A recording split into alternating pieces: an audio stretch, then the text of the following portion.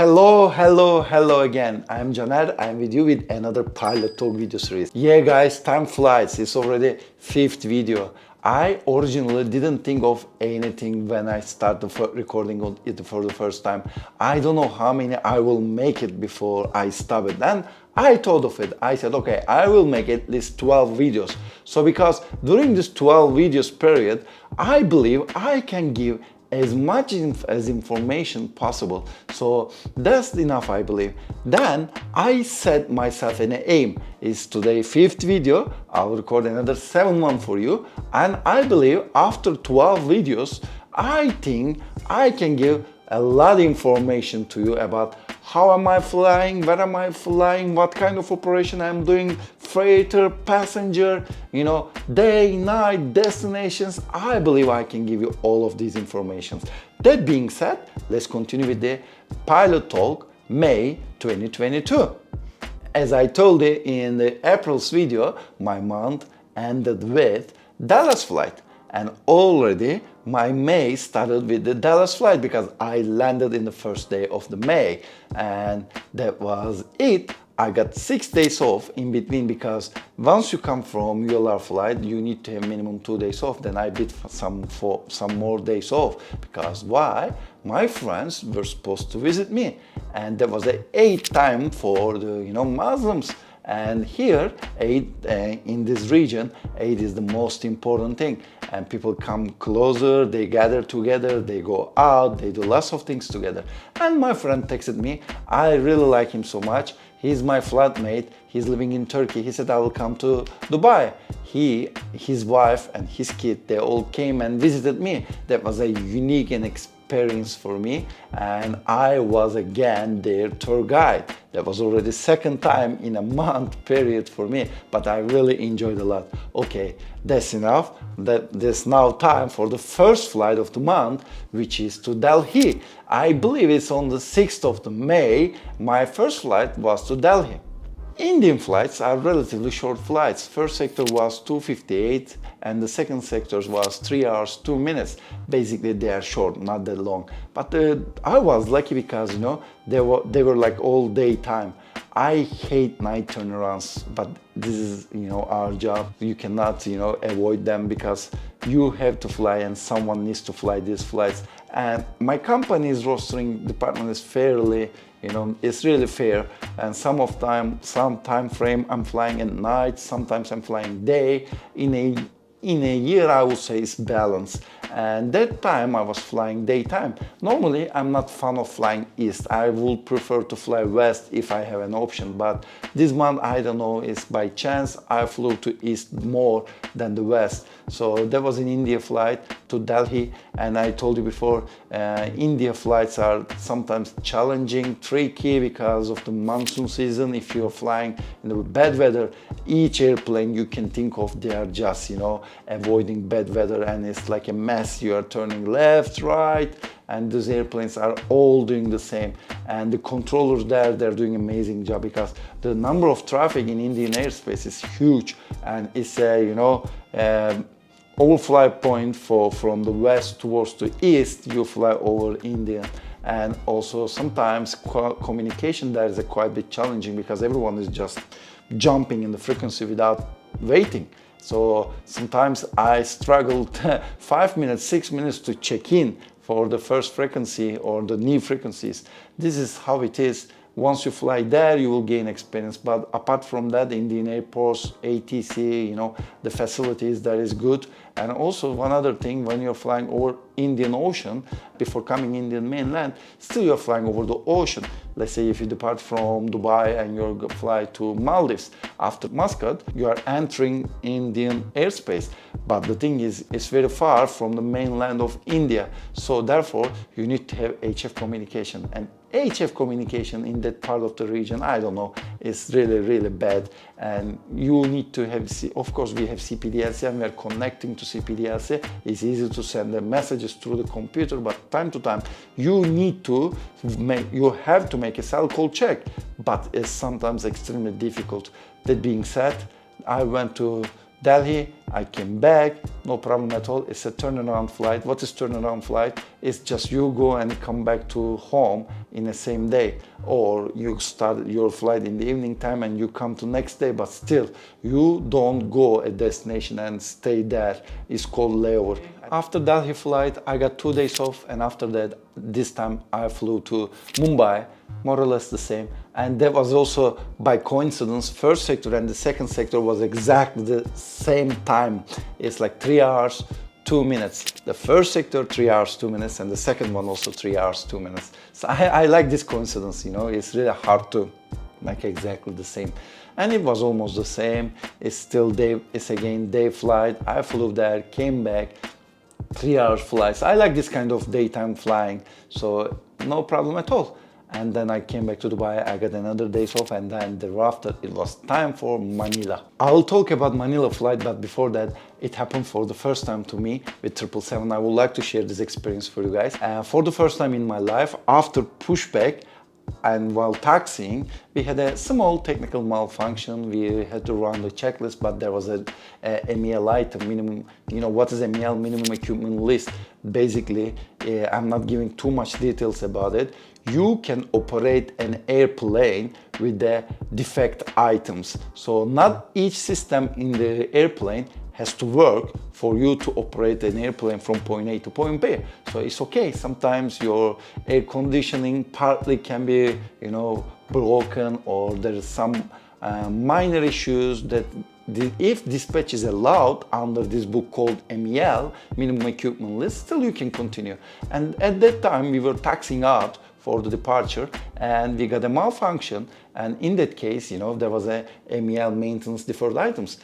We called the maintenance, and the engineering department just told us to come back to stand. And for the first time after taxiing out, we had to go back to stand. It happened many times with 73, but 777 is more, you're not flying that often, so the chances of having this kind of things are low.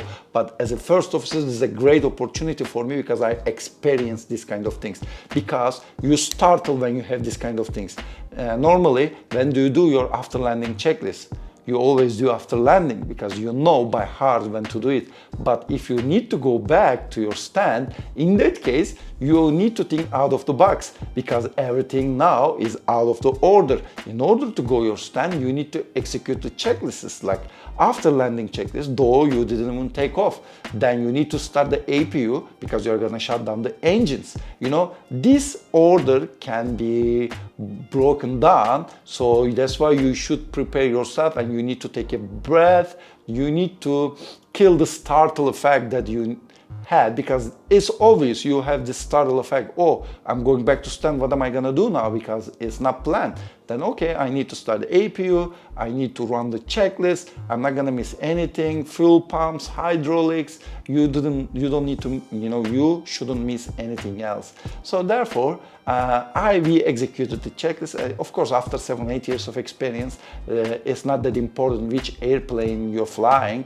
You still have some basics in your mind that you need to execute the checklist, you need to start the APU, and blah blah blah. And anyways, we came to stand. They fixed the problem. Actually, they deferred the items, so we departed again with these deferred items already, and there in the book. So maintenance, what I'm trying to say, maintenance or engineering just completed their work, and we again pushed back. We took off and we flew to Manila.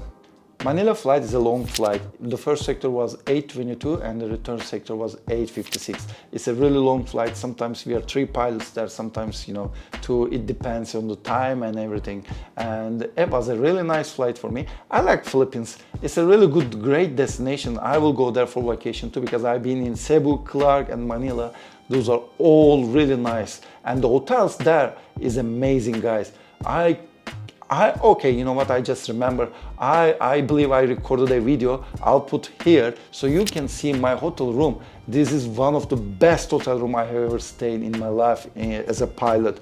It's huge and very big. It's like, you know, I have living room, bedroom, separate 2 toilets, showers, and everything. It was amazing. And the hotel itself is casino. And finally, we can go out at Manila layovers because Asia still, because of the COVID, most of the time you need to stay indoor. What I'm saying indoor, you have to stay inside the hotel.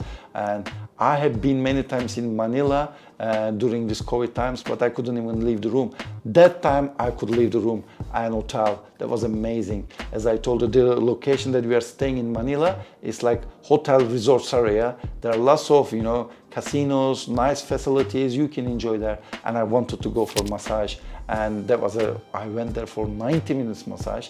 That was not the best. I got many good massages in Dubai and also in Vietnam. I expected something better, but it is better than nothing. The prices there, I don't even need to mention. After Dubai, oh my God, the Manila is very cheap. And also they have lots of outdoor attractions in Philippines. So I really love flying to the Philippines. Doesn't matter, Manila, Cebu, Clark, I really like it and I will go for vacation there. That being said, I stayed there for a day, then it was time for return. We returned back to Dubai. The return sectors are always a little bit longer, but there was no issue. We came back. That concludes my third flight of the month. Then after that, finally it was time for me to fly west. There was a Birmingham flight. I got a couple of times Birmingham flight, but I don't know, I always swapped it or someone sent me another swap request. So I swapped it because I've been before in Birmingham. It's very small airport. I like small airports, guys, because it's very easy. After you land, you park in a couple of minutes and then everyone leaves the airplane. So you can walk from the airport to the hotel. You don't lose any time. This is really great thing for me, especially if you're a pilot, if you are on the way, on the move all the time, you want to get rest as much as possible. So if you shorten the commuting time between the hotel, the airport, it's really better for you so you can have some more rest. I was planning to go to city, but as always in UK it's always raining, I didn't want to go out while it's raining, so I stayed there. I always take my laptop with me because most of the time I'm trying to create some private time for myself in Dubai, and I want to do my stuff, studying or whatever I need to do in the hotels, in the hotel room, because when you stay in the hotel room there are not much to do, so I always try to get my things done there. That's exactly what I have done in Birmingham. I have done my paperwork, so I had a couple of training stuff. I finished them in there and then we flew back. The first sector was 7 hours 29 minutes and return sector was 7 hours 9 minutes. It's really long Euro flights. It's always 2 pilots operation. Sometimes it's tiring, but no matter what, I love long flights because I can maximize as a pilot my duty time, because out of 11 hours duty, you're flying 7-8 hours and you get paid 7-8 hours. That was really sucked when I was flying narrow body. You could have like 12 hours duty, but 4 hours flying time. Literally you get paid for 4 hours. But if you're flying for wide body and if you're flying longer distances, in that case, you can maximize your time. And I love it. And what I like also, I like to maximize my rosters. There are some different strategies that each pilot follows. But for me, I'm trying to create many days off or in a row. This is my style. I'm okay to fly back to back so that I can create 5-6 days off in a row. That's me, and that's what I'm trying to do. That's exactly what I have done.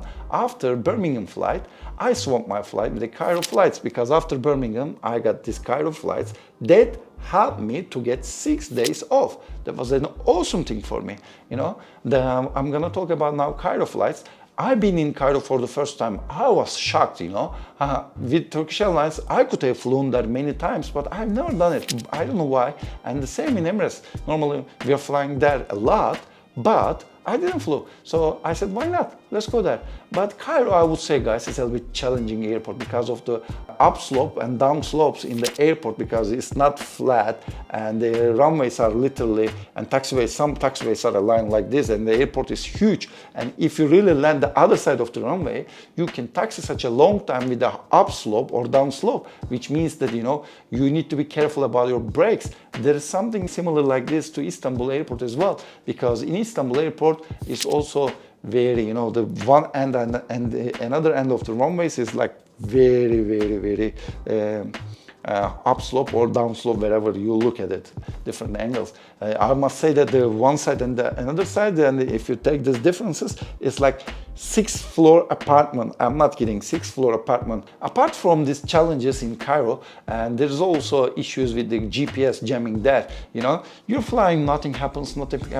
Once you establish ILS, it's like around 2,000, 1,500, then you lose your GPS signal. And if you don't know about it, if you don't brief about it, you might have startle effect there, you know, everything just, you got many indications, it's just like, you know, you got many warnings there, you get many indications, to be honest, and then you need to prepare for this. Of course, we have always flying there, though it's my first time, I got my knowledge, I referred back to documents, I called my friends, and also the captain flew there many times. He gave me some nice tricks, and I wanted to fly there for the first time because, you know, I've never been there before, so I could experience flying there.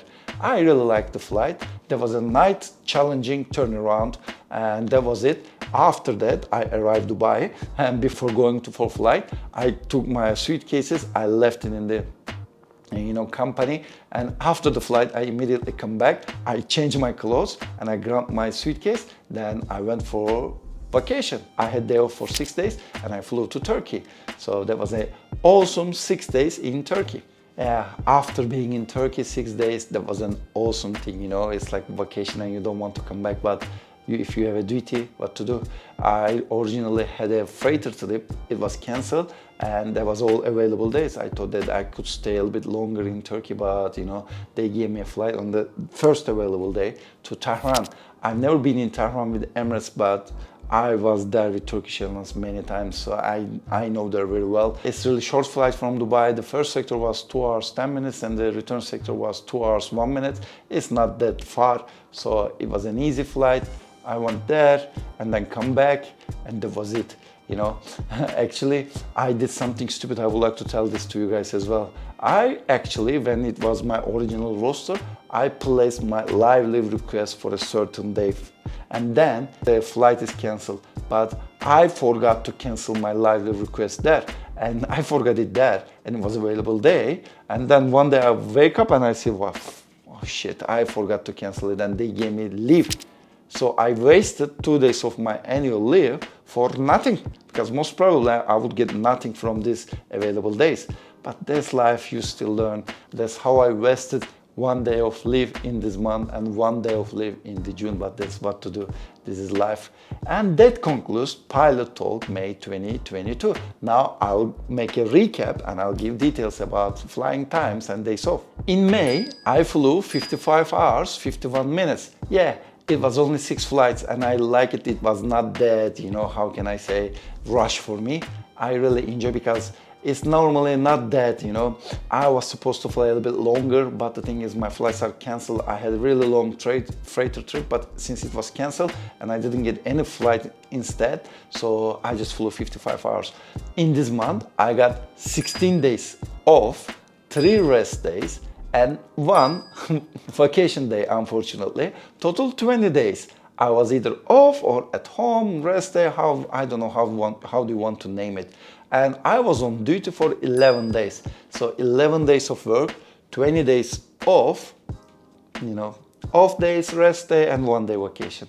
That was really nice, and I flew 55 hours, and that was nice. I didn't get tired that much. That was an awesome month for me. And that concludes May Pilot Talk 2022. That's it for now. I hope you enjoy my Pilot Talk for the May. June is on the way. I'm going for the last flight of June. I'll be recording soon. In the June video, I'll talk about a couple of nice destinations, and also I had vacation. I'll be talking about it.